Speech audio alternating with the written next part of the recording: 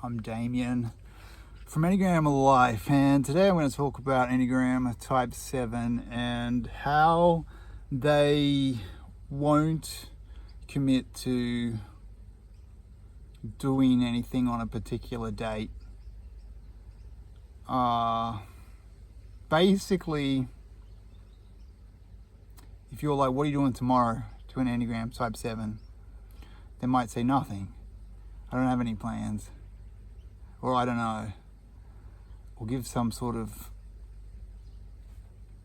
nothing in particular type of response. And you'll suggest that you do something, a particular thing, and they will super struggle to say yes to that. Mostly because they're afraid that if they agree to do this, then they've become trapped. I did a previous video about the pain of being trapped in Enneagram Type 7 for Enneagram Type 7, that they have this massive pain about being trapped. And this is this is definitely related to that. Yeah. So they won't be able to say yes or no normally to this specific date because they're super worried that something better will come up. And if they agree to do this particular thing, it doesn't even usually matter how awesome it is. It could be something really awesome that they've talked about wanting to do for ages, but they just can't agree to a particular to do it when you say a particular date, which might even be tomorrow, as early as tomorrow. So really, like, for a lot of people, they know what they're going to do tomorrow. They have a very good concept of what the options are tomorrow.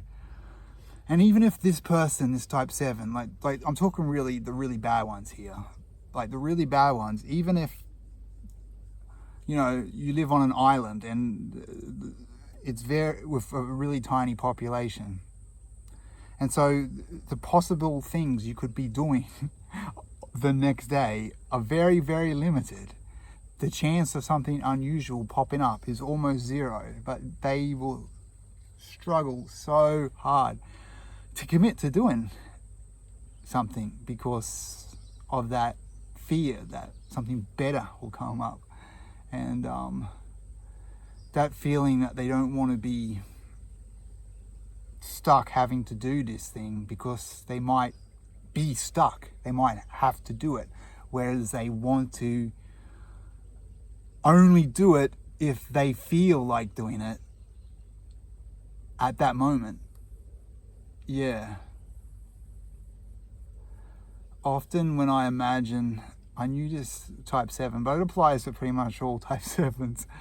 I used to imagine her as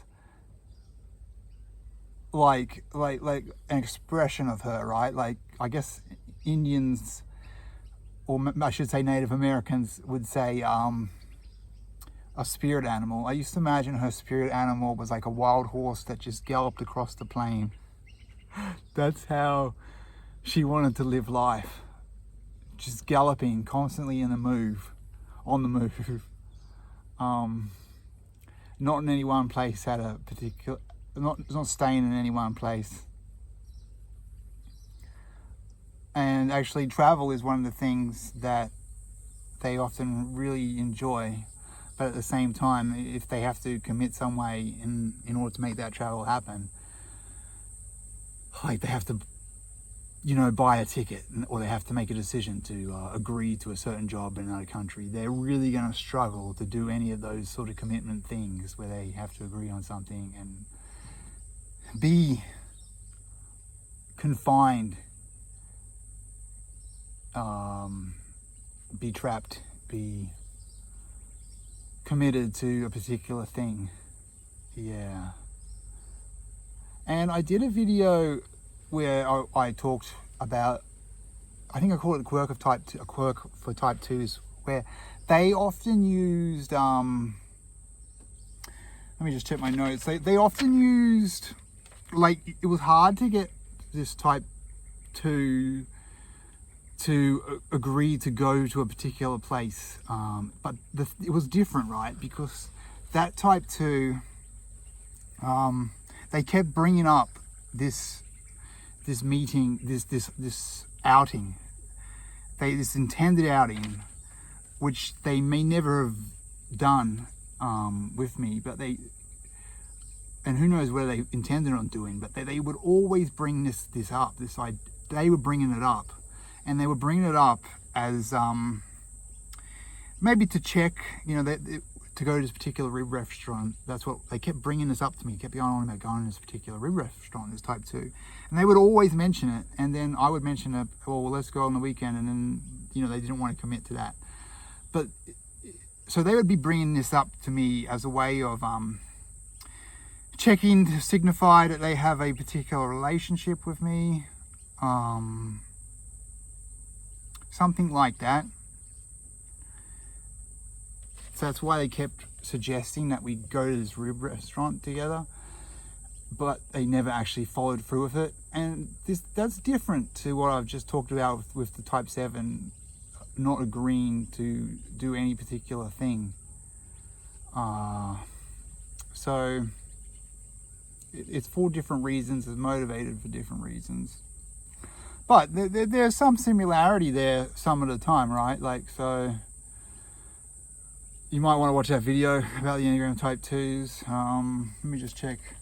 Yeah, so the Type 7 one is different because the 7 will say do impulsive things. So if in that moment you're like, well, let's go to the rib restaurant tonight. Like let's say you just finished, maybe you train a certain sport together, and then after it you're like, and they go, we'll do that rib restaurant, the Type 2, and then you might go, well, how about we go to tonight?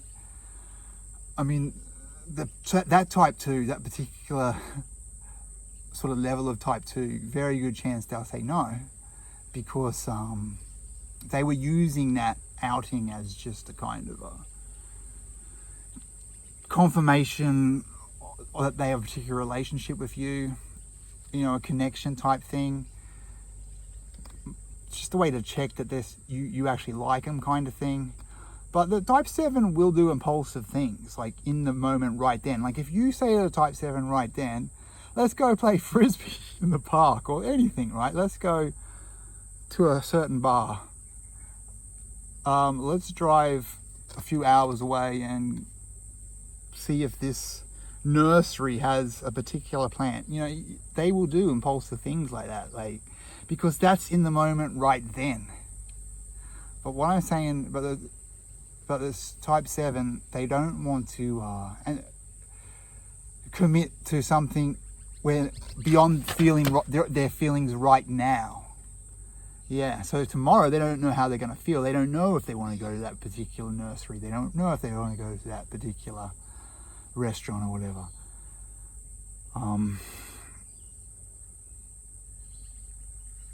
Yeah, I think that's about it, really. So it's January 2025. Thank you.